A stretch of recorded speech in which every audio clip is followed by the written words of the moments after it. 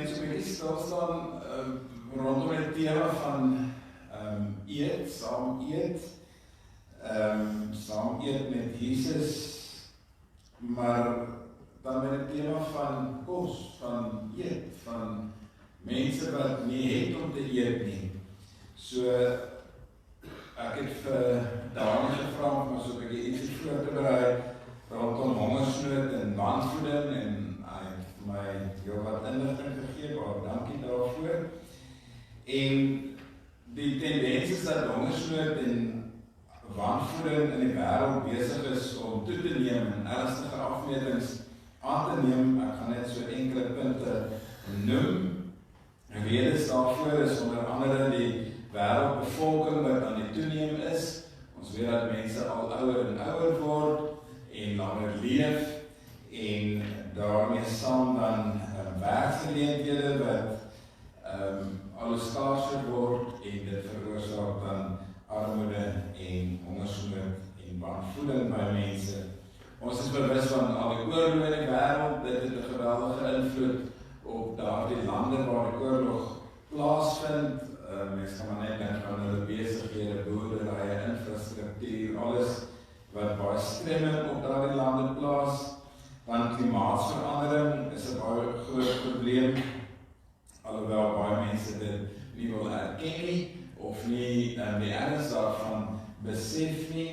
Die voorspelling is dat die El Niño verskynsel besig is om te verdiep en na verwagting groot hoogtes in die 2026-27 reenseisoen gaan bereik, wat ook 'n groot invloed op voedselproduksie gaan plaas.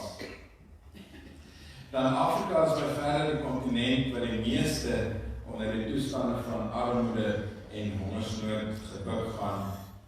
Van die 6 lande wat die meeste hongersnood ervaar, is 4 van hulle in Afrika. Die 6 lande in die wêreld met die grootste hongersnoodprobleem is Somalië, Sudan, Suid-Sudan, Mali, Haiti en Palestina. Veral dan Gaza en die Wesbank van die Jordaanstreek waar die oorlog nou aan die gang is. As ons na die armste lande kyk, dan sien ons dat die grootste probleem lê dan in Afrika. Ek wil graag vir Corlei van met die volgende foto op te sit. Daarvan jy gaan nie so goed kan sien daar nie. Die skrif is daar 'n bietjie klein, maar ek kon dit nou ongelukkig nie groter maak nie. Maar daar sien ons die lande wat die ergste onder die hongersnood gebuk gaan. 15 lande, die Demokratiese Republiek van Kongo, Jemen, Colombia, Mosambik, ons buurland, Chad, Myanmar, Afghanistan, Libanon, Kameroen, Burkina Faso, Nigerië, Bangladesh, Ethiopië, Syrië en Somalië.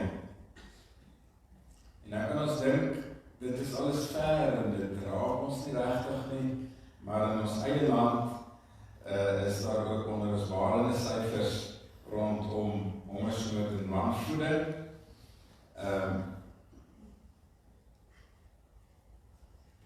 27 tot 28% van jong kinders ly aan hongersnood en wanvoeding in ons land.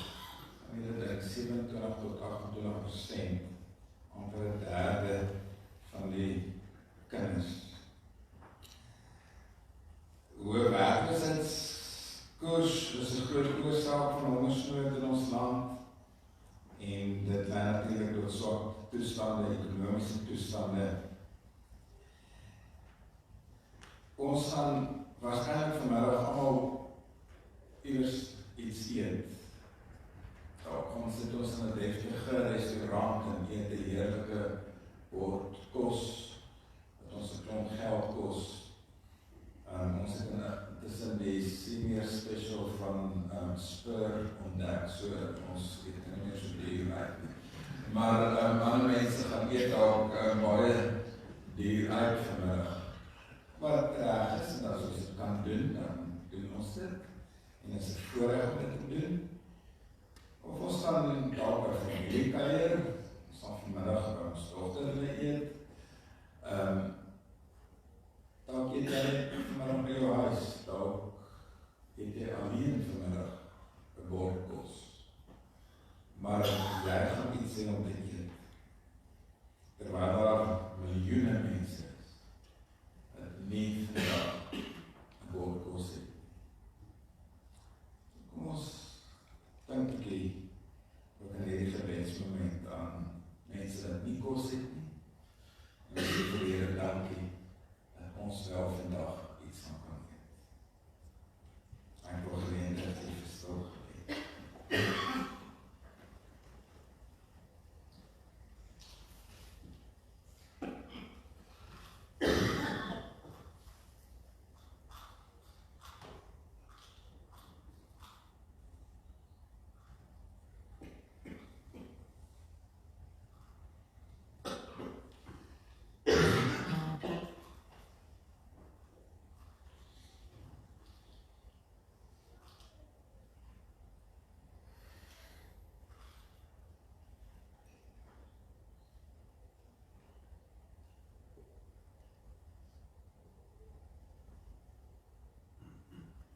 Here, wanneer ons vanoggend so saam dink oor hongersnood en wanvoeding, dan word ons eintlik so sug van verligting slaag en dink, en dit is ver, dit is in ander lande, of dit is in ander gemeenskappe. Dit is nie hier in Meyerspark. Dit is nie hier waar ons bly nie. Toch sien ons mense op strate, elke dag van ons lewe. Ons sien mense wat smeek vir kos. En dit maak ons ongemaklik en ons kyk 'n ander pad. Maak nie oogkontak. Here, dankie dat ons vandag kos het om te eet. Dankie dat ons deel van die klein deel van die bevolking in die wêreld is, dat hierdie bevoorregte posisie elke dag te kan eet. Kom wys vir ons ook geleenthede waar ons dalk betrokke kan raak, om ook armoede te kan probeer help verlig.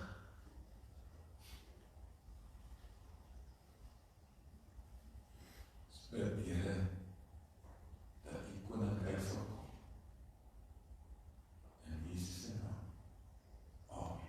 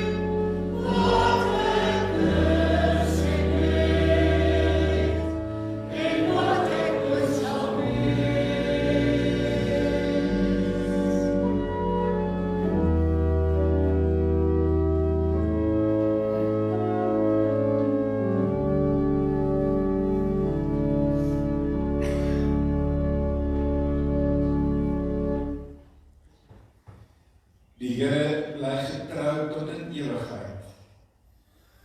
Hy doen reg aan die verdruktes en gee brood aan die hongeriges. Die Here maak die gevangenes los. Amen.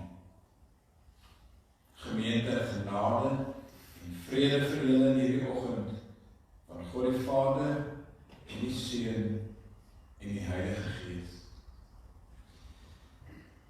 Kom ons antwoord aan die Here ook op sy genadige groet vanoggend met 'n loflied tot sy eer.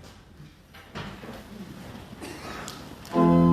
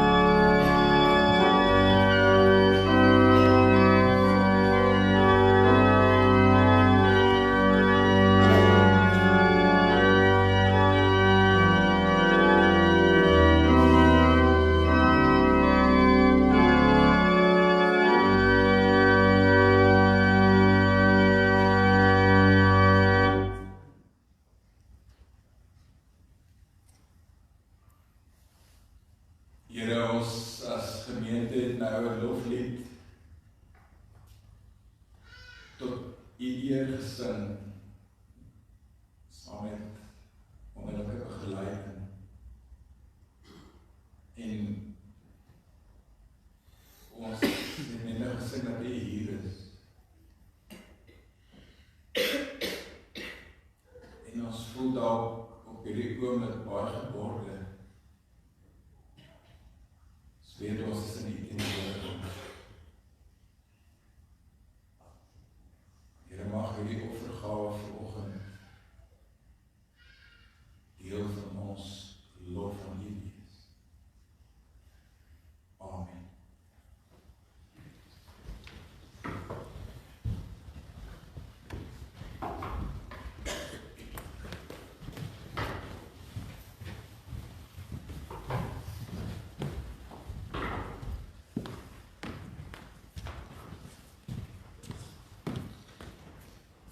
Ek wil graag geleentheid gee dat jy mekaar so vinnig groet.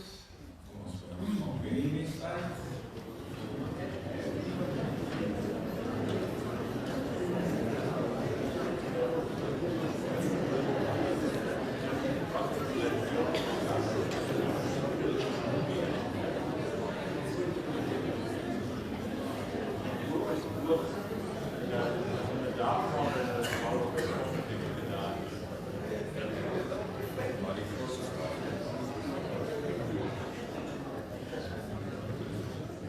Goed, en dan kan jy net nou lekker in die son weer van saam verder kuier en hierdie gesprekke verder voortsit.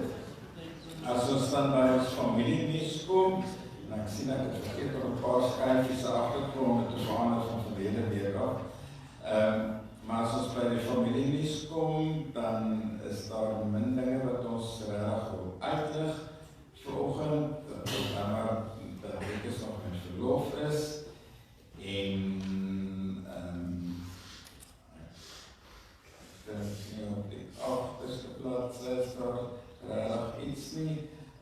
Salty is ook hierdie week met verlof, so Errol en ek en Klaas en Stefina en Grace sal die fort hou hier. So as daar ernstige kwessies is, ook rondom Posterswerk, fasiliteite en ons Errol tydens kantoorure, na kantoorure is U welkom om my enige tyd te kontak. Dan by die voorbereiding, ons meegevoel dan met Tina en haar familie, ons het na verlede Sondag dit ook genoem, maar ons wil net weer sê, baie sterkte ook vir hulle, en die diens is môreoggend 11:00 hier in die kerkgebou. En dan is Beda Vrydagoggend in St. Gordons Hospice opgeneem. So kom ons bid ook vir haar en Pieter en hulle familie. Dan die nagmaal-ete van die 16 Augustus. Wil ek hê julle moet nou julle fone uithaal en 'n vreeslike groot reminder daarop sit, nagmaal-ete, want dis 'n ete wat jy nie moet vergeet nie. Want dis 'n ete wat deur net manslidmate van gemeente voorberei en aangebied gaan word. En vir die van julle wat lag, gesien die lag eerste, so Koen, jou naam is heel hoog aan my lys van ek is baie ernstig oor dit, so as daar 'n mans is wat wil aanbied om te help, jou vrou mag nie jou help nie, sy mag dalk raad gee, maar sy mag nie die kos doen nie. Sien Anita by Janie, so daar is my tweede naam op die lys. So asseblief, ek vra regtig, as daar 'n mans is wat bietjie vaardigheid rondom kos maak het, ons gaan 'n heerlike Sondagmiddag ete aanbied die 16 Augustus. Ek vra dan dat jy my sal kontak as jy bereid is om dit help met dit. Dit bring ons dan by die verjaarsdag.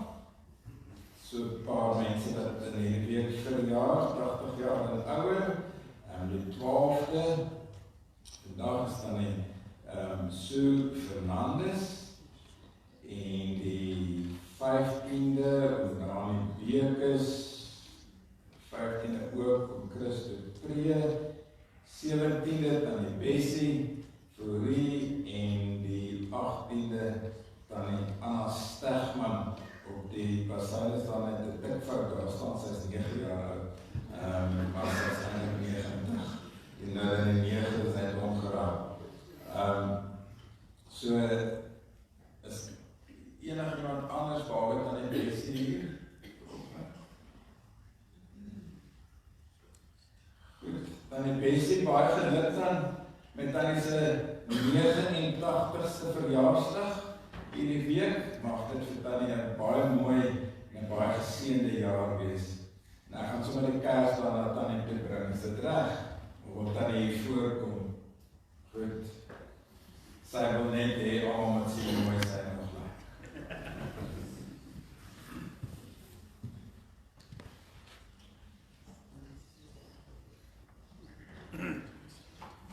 En sy wil net sien hoe geland is.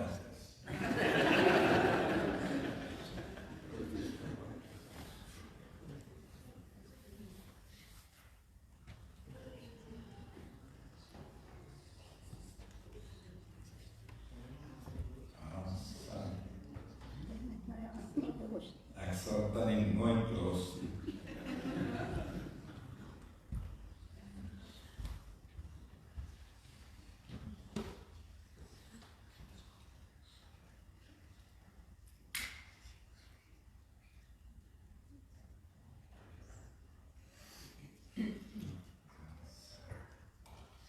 Kom ons met dan ook die Here se seën kan wees.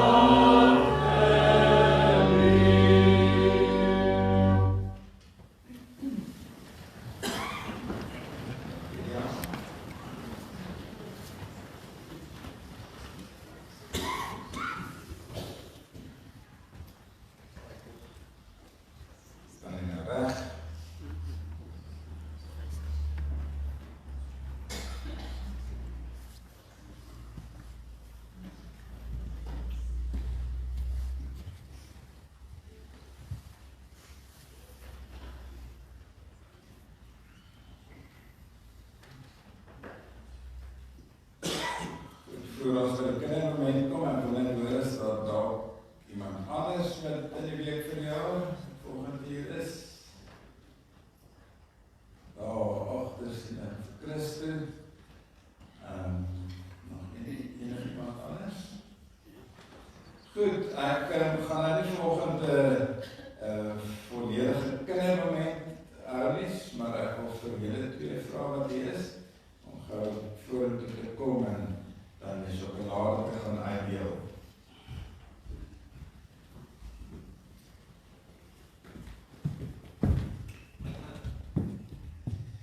So nou jy kan kyk daar agter by die trap, so Christo wat verjaar, kan jy van geen, maar mense wat jy kan die Bessie gee en voor is.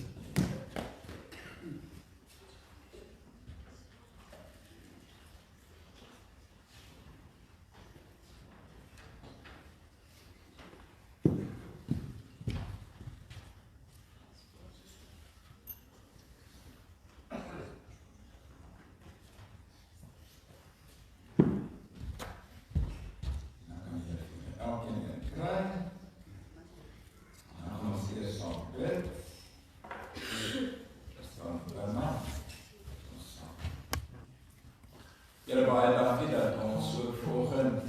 kinders in ons gemeente kan bid, en ook vir hierdie twee mooi sissies wat U ook hier in ons gemeente geplaas het, en dat ons ook vir hulle kan lief wees, en dankie dat hulle soveel liefde ook van hulle ouers kry, versorging kry, en dankie Here dat U vir hulle deel van 'n gesin gemaak het waar hulle so bevoorreg is as gesin om U te ken en deur U versorg te word.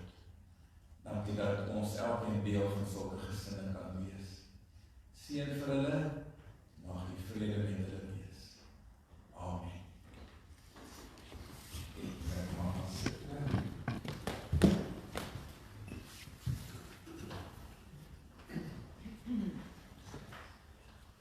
Net nou uit Lukas 7 uitlees, maar voordat ons daarby kom, kom ons luister net weer na die wil van God. Wat vra die Here van ons? Hoe moet ons lewe? Bekende gedeelte, Lukas 10 vers 25, wat sê, daar was 'n wetgeleerde wat aan Jesus 'n strikvraag wou stel. Hy staan toe op en vra, meneer, wat moet ek doen om die ewige lewe te verkry? En Jesus sê vir hom, wat staan in die wet van Moses geskryf? Wat lees jy daar? En hy antwoord, jy moet die Here jou God lief hê met jou hele hart en met jou hele siel en met al jou krag en met jou hele verstand en jou naaste soos jouself. Jy het reg geantwoord, sê Jesus vir hom. Doen dit en jy sal die lewe verkry. Maar die wetgeleerde wou homself handhaaf en vra vir Jesus, en wie is my naaste? Dis 'n vraag wat mense baie keer ook vir my vra. Nou maar wie is my naaste? Want ons wil graag kies wie ons naaste moet wees. En dan vertel Jesus die gelykenis van die barmhartige Samaritaan, wat ons allemaal baie goed ken.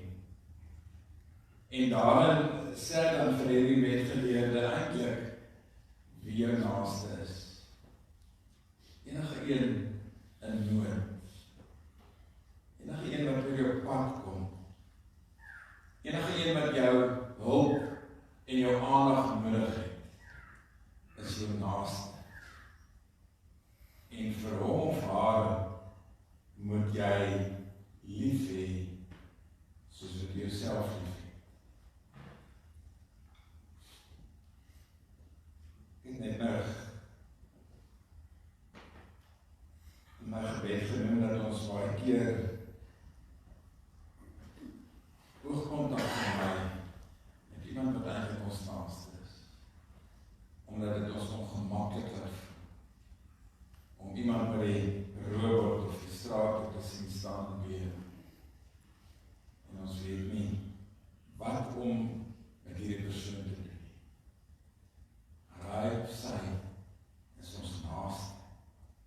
Mag die Here ons leer hoe om ons naaste lief te hê soos onsself. Kom ons vra die Here om ons te vergewe ook vir baie keer 'n gebrek aan naaste liefde. Om ons te vergewe vir sonde in ons lewe. Volgende opsit.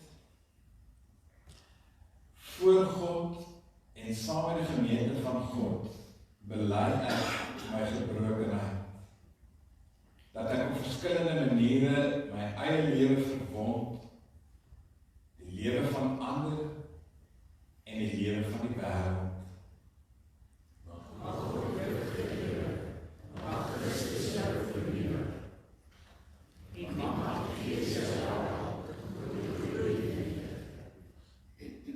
Amen.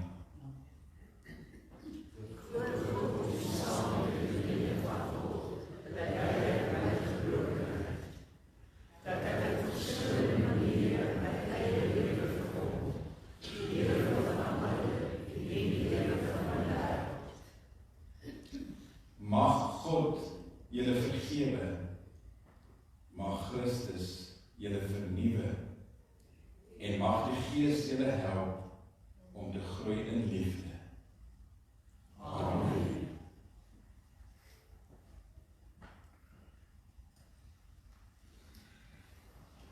Here, dankie dat ons ook ons skuld voor U kan bely. Dankie dat ons vergifnis van sonde mag ontvang.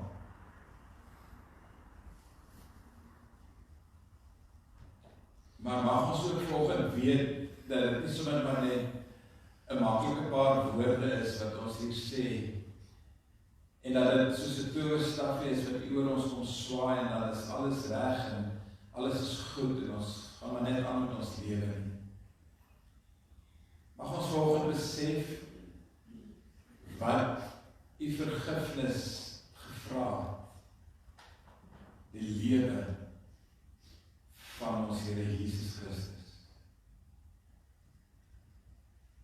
En mag dit ons dryf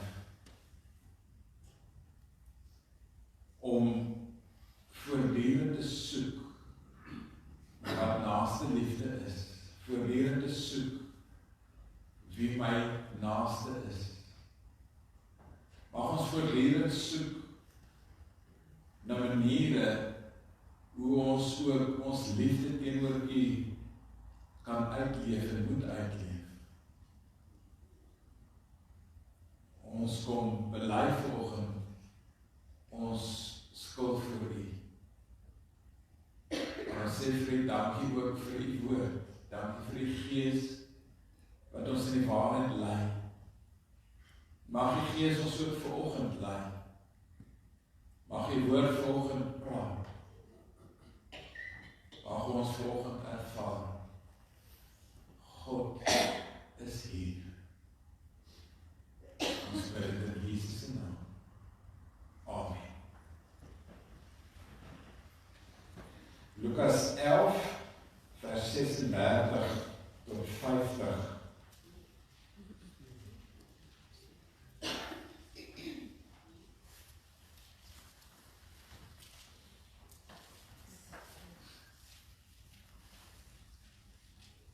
Een van die Fariseërs het Jesus genooi om by hom te kom eet.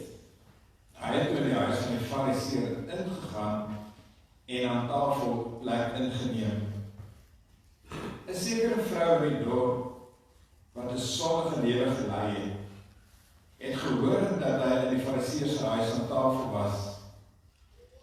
Sy bring toe 'n albasterflesie met reukolie en gaan staan agter Jesus by sy voete en huil, sodat haar trane op sy voete begin drup het. Daarna het sy voete met haar hare afgedroog, hulle gesoen en met die reukolie gesalf. Toe die Fariseër wat hom genooi het dit sien, sê hy by homself, as hy 'n profeet was, dan sou hy tog geweet het wie en watter soort vrou dit is wat aan hom raak, dat sy 'n sondares is. Jesus spreek hom aan en sê, Simon, ek het iets om vir jou te sê. Meneer, sê dit maar, antwoord Simon. Jesus sê toe, 2 mense was in die skuld by 'n geldskieter. Die een het R500 geskuld en die ander 150. Omdat hulle niks gehad het om mee te betaal nie, het die skuld vir albei kwytgeskel. Wie van hulle sal hom die meeste liefde bewys? Simon antwoord, ek veronderstel die een vir wie hy die meeste kwytgeskel het. Jou antwoord is heeltemal reg, sê Jesus. En hy draai na die vrou toe om en sê verder vir Simon, sien jy hierdie vrou? Ek het in jou huis ingekom en jy, water vir my voete het jy my nie gegee nie, maar sy, met haar trane het sy my voete nat gemaak en met haar hare het sy dit afgedroog. 'n soen het jy my nie gegee nie, maar sy het vandat sy hier ingekom het nie opgehou om my voete te soen nie. My kop het jy nie eens met rookolie gesalf nie. Sy het haar voete met rookolie gesalf. Ek sê vir jou, omdat haar sonde wat baie is vergewe is, daarom bewys hy baie liefde.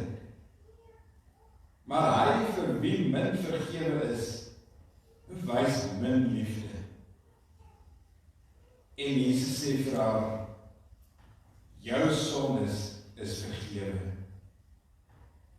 Toe begin die wat aan tafel was onder mekaar sê, wie is hierdie man, dat hy self sondes vergewe?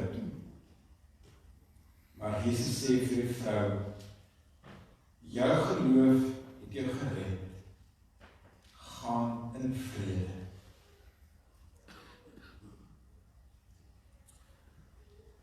Ons staan nou so 'n bietjie stil by die tema van saam met Jesus aan tafel. Ons kyk na verskillende geleenthede waar Jesus saam met mense geëet het. Want hoe mens eet en saam met wie jy eet, verklap baie oor wie jy is. Net so, saam met wie Jesus geëet het ook baie van hom gesê, van wie hy as mens was, en hoe hy as mens opgetree het. Verlede week het ons bietjie stil gestaan by Jesus wat saam met Levi, die tollenaar geëet het, die skrywer van Matteus Evangelie. Ons het gesien wat 'n groot ontsteltenis en ontevredenheid dit by die Fariseërs gebring het. Maar daar gedeelte het vir ons gesê dat Jesus was bereid gewees om saam met die verwerptes van die samelewing te eet. En so het hy homself in hierdie proses dan ook eintlik onrein gemaak deur saam met die onreines, die tollenaars en die ander sondaars te eet. So het hy homself onrein gemaak in die oë van die godsdienstige elite van die Joodse samelewing en geloofsgemeenskap. Vandag is ons saam met Jesus aan tafel by 'n Fariseër, presies die teenoorgestelde van die tollenaar by wie ons verlede week gekuier het.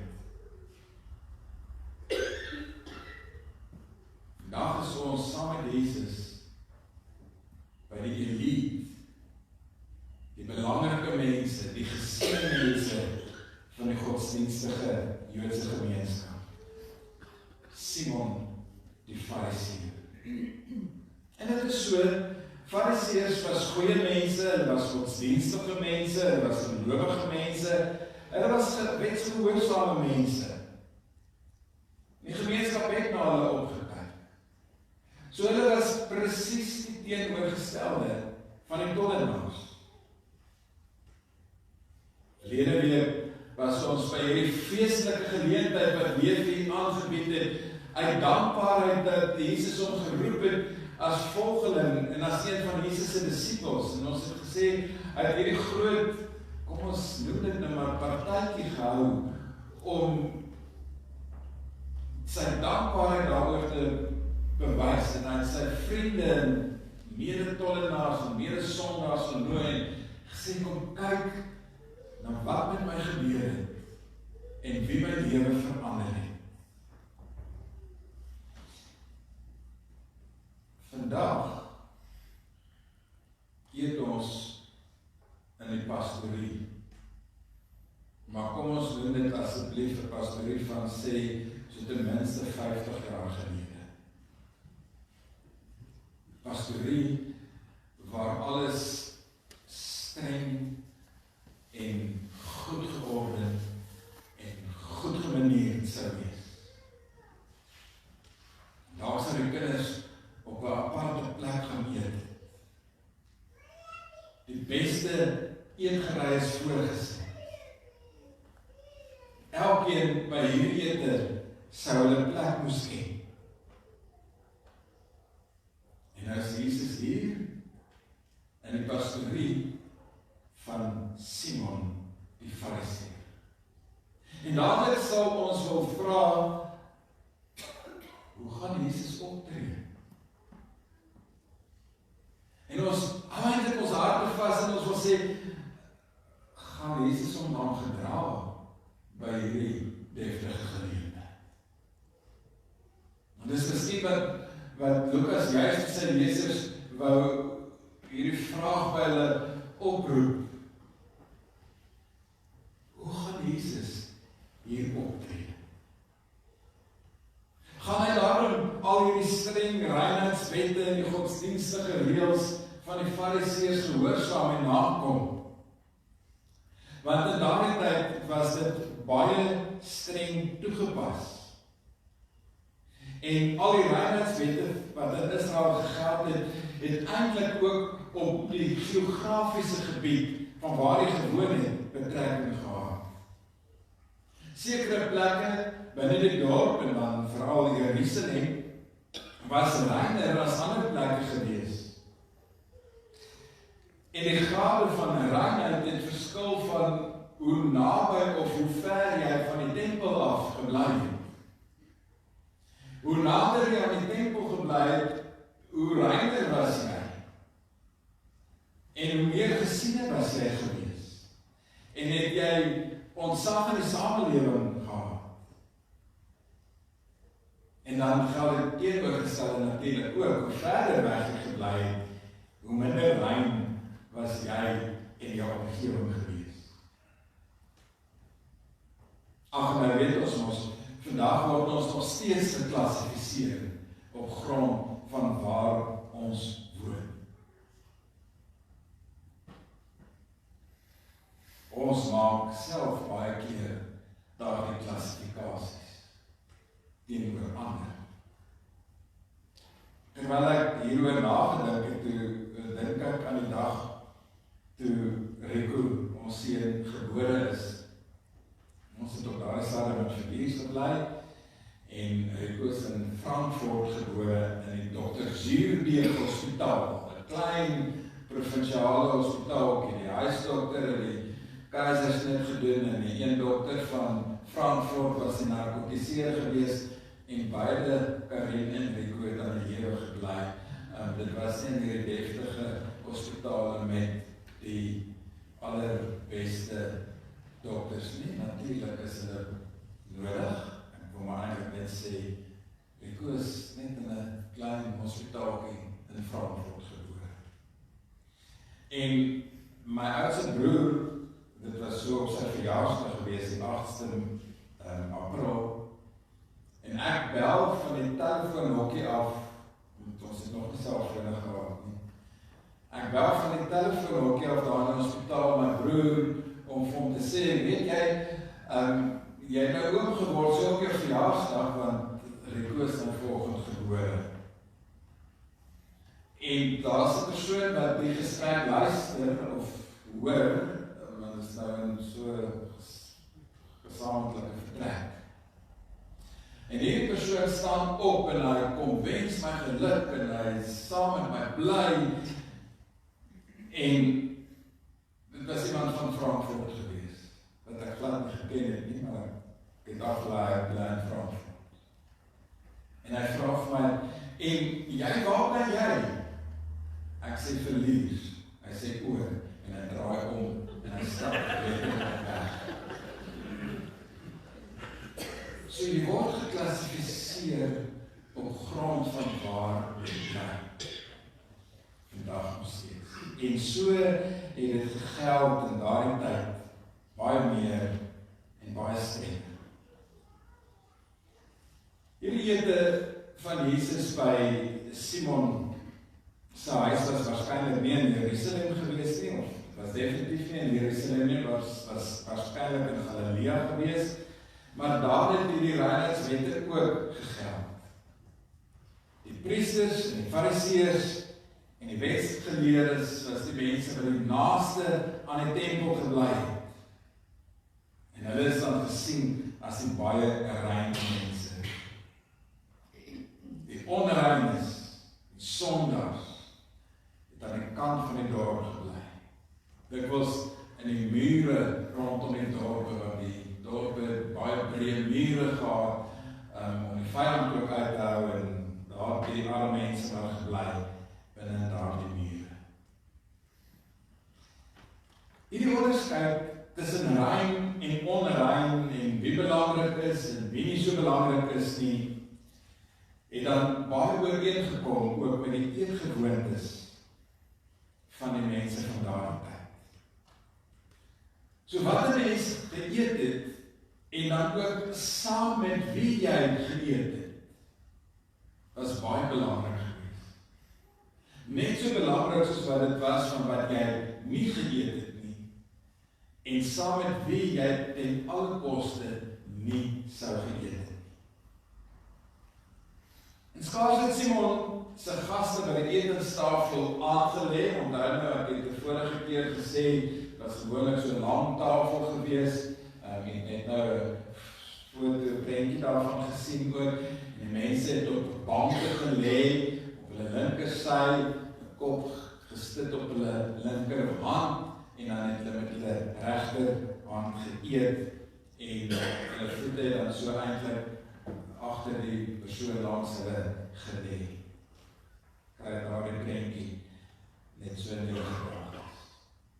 Skaars het die mense so by hierdie etenstafel aangelê, of daar kom 'n vrou in die vertrek. En Lukas noem dat sy 'n sondares was. En ons moet nou nie sommer dadelik 'n afleiding maak dat sy 'n prostituut of 'n straatvrou was. Ek dink dit is die eerste ding wat in ons gedagtes opkom, dis nie wat hier gesê word nie, daar kon enige ander rede gewees het oor hoekom Lukas spesifiek sê dat sy 'n sondares is. Hierdie vrou gaan staan dan agter Jesus en sy begin haar. Stel jouself nou hierdie prentjie voor. Dis Vrydag aand. Jy bied 'n ete aan vir 'n deftige klomp gaste. Hulle is almal daar op jou etenstafel.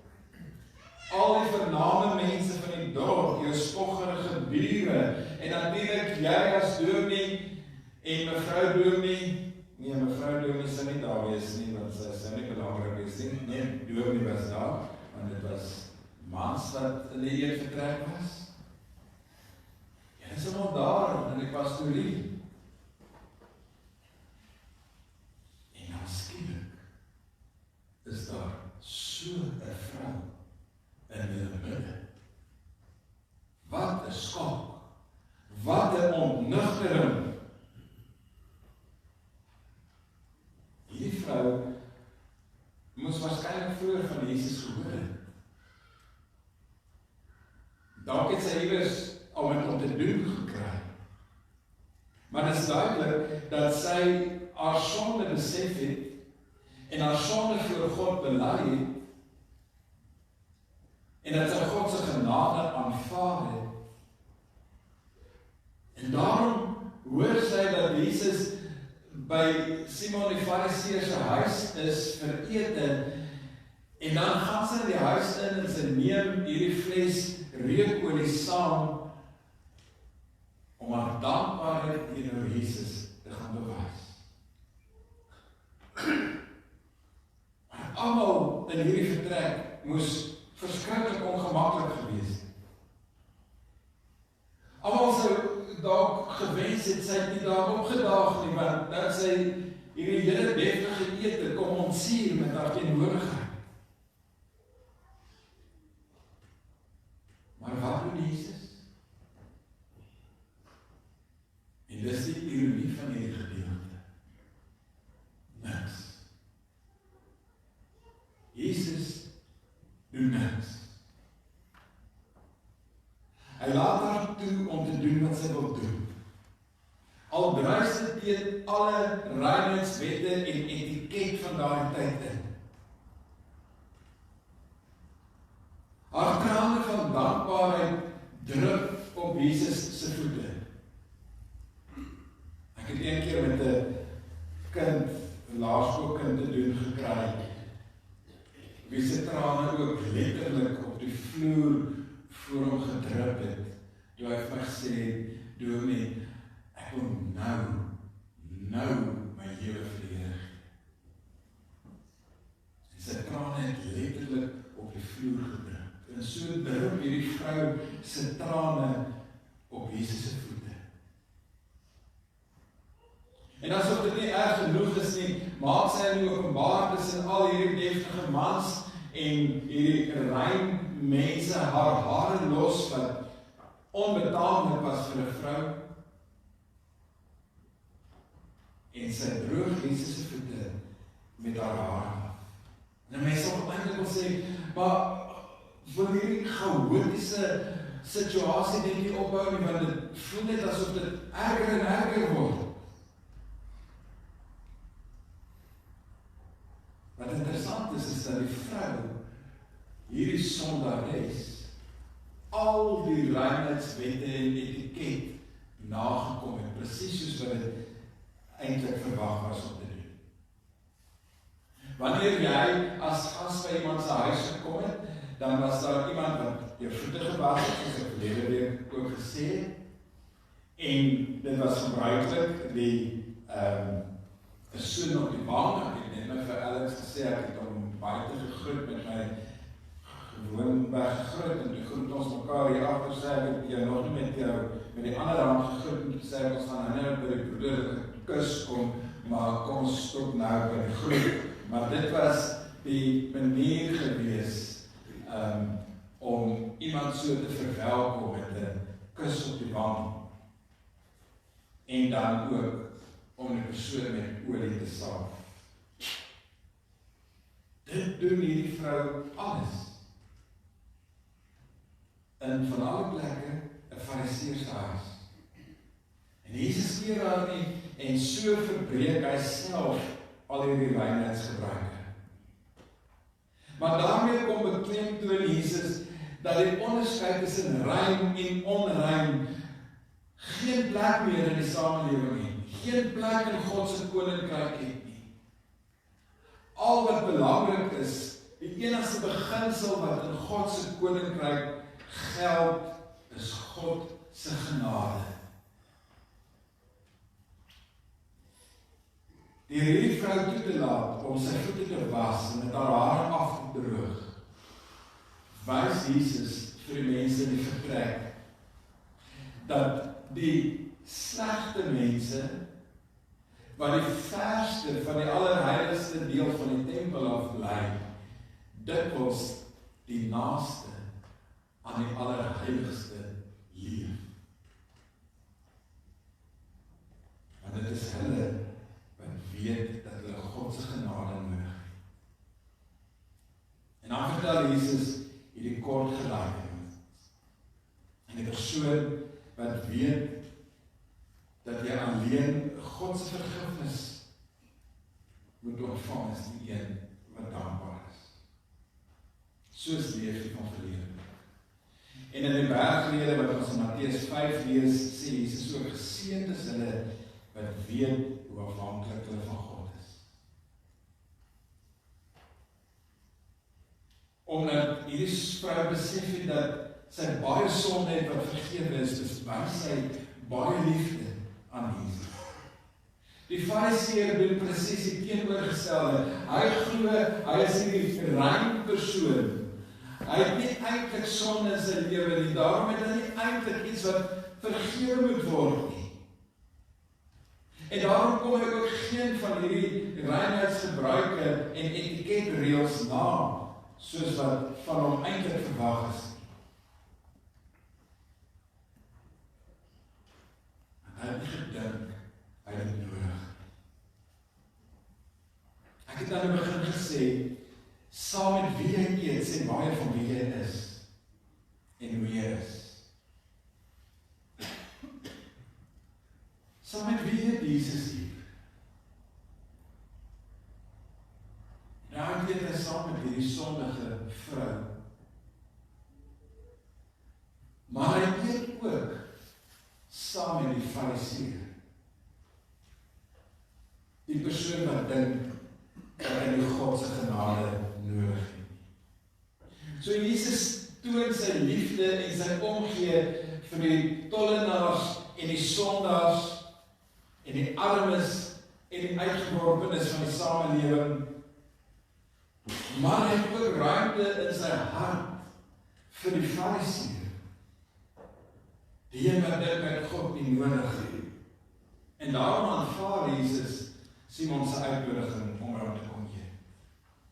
So Jesus gee vir hierdie Fariseer net soveel om, soos wat hy vir die sondige vrou omgee.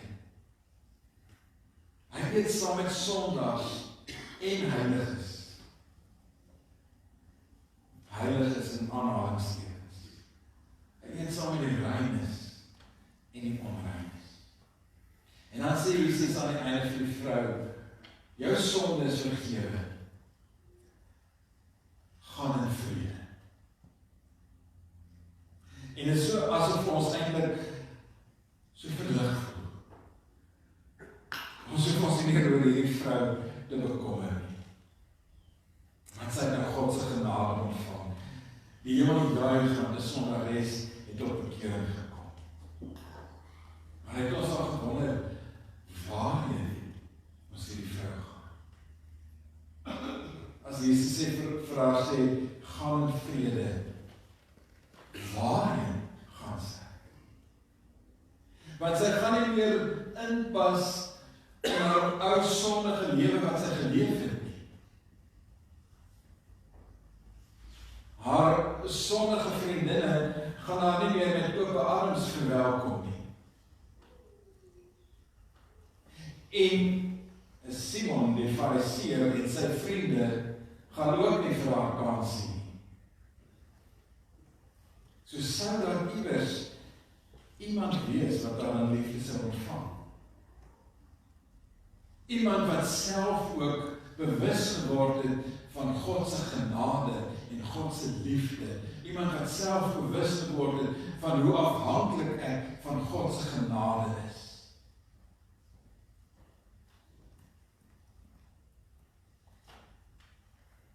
Sou jy haar in jou huis innooi? Iemand het gesê, to take someone into your house or your pot is to open your heart to him.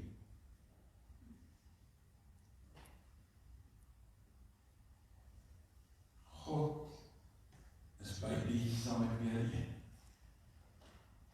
God se genade is genoeg vir beide onrein sondaars en rein Fariseërs. Maar volgende bly die vraag aan ons klaag. Saam met wie is jy en ek bereid om te eet? Vir wie is daar plek aan ons tafel? Wie is welkom aan ons tafel?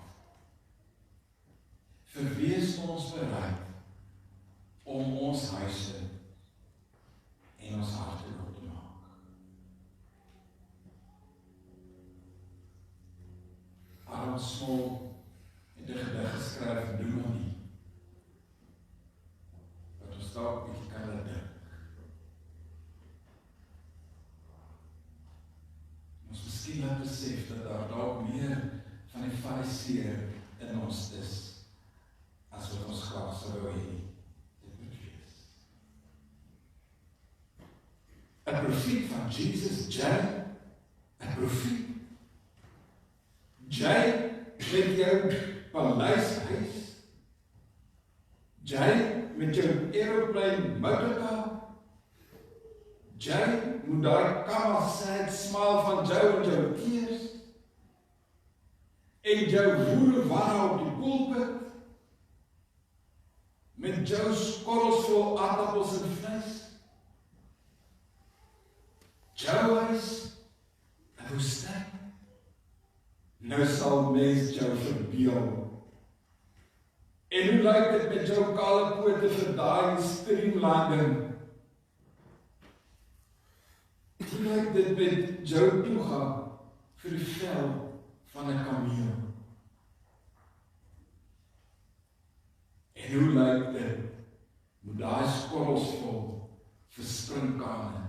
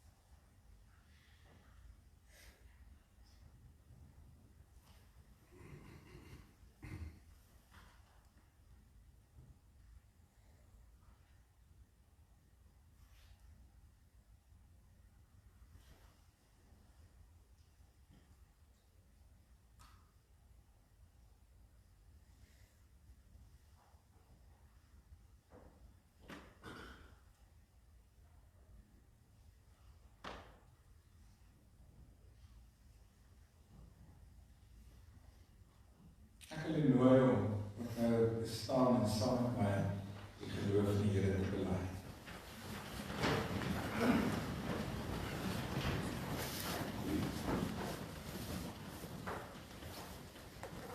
Ek glo in God die Vader, die almagtige skepper van die hemel en die aarde, en in Jesus Christus sy eniggebore Seun, ons Here, wat ontvang is van die Heilige Gees, gebore is uit die Maagd Maria, wat gelei het onder Pontius Pilatus, gekruisig is, gesterf en begrawe is, en ter helle neergedaal het, wat op die derde dag weer opgestaan het uit die dode, wat opgevaar het na die hemel, en sit aan die regterhand van God, die almagtige Vader, vanwaar hy sal kom om te oordeel, die wat nog lewe en die wat reeds gesterf het. Ek glo in die Heilige Gees. Ek glo aan 'n heilige algemene Christelike kerk, die gemeenskap van die heiliges, die vergifnis van sondes, die opstanding van die vlees en 'n ewige lewe. Amen. Ek kan maar weer sit.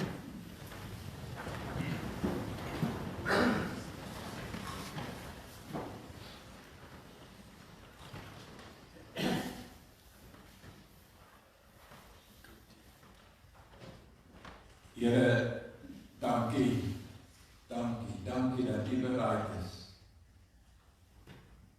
om aan ons tafel te kom eet. Maar soms moet ons ook hoor wanneer U ons aan tafel wil leer. Soms moet ons ook na ernstige tafelgesprekke saam met U luister. Soms word ons ernstig deur U aangespreek.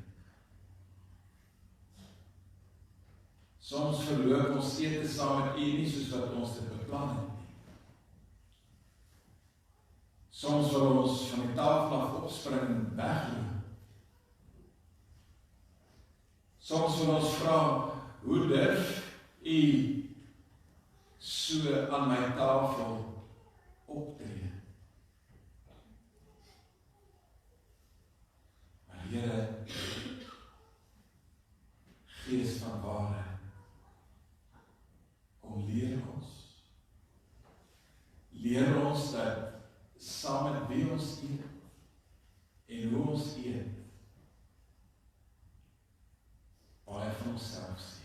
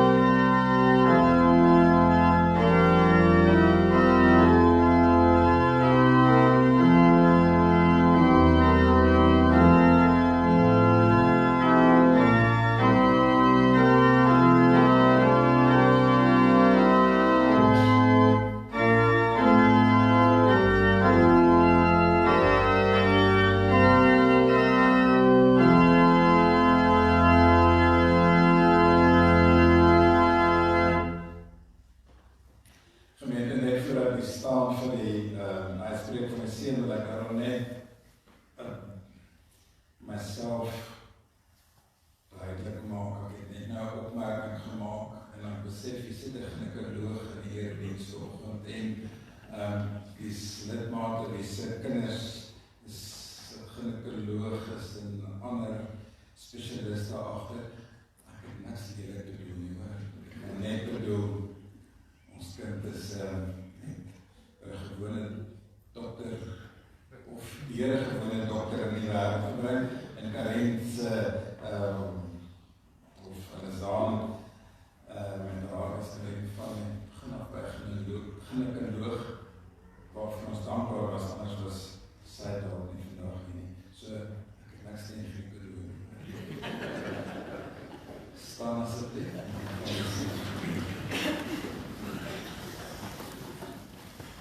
Oor die woorde wat Jesus ook vir die vrou gesê het, jou geloof het jou gered, gaan in vrede.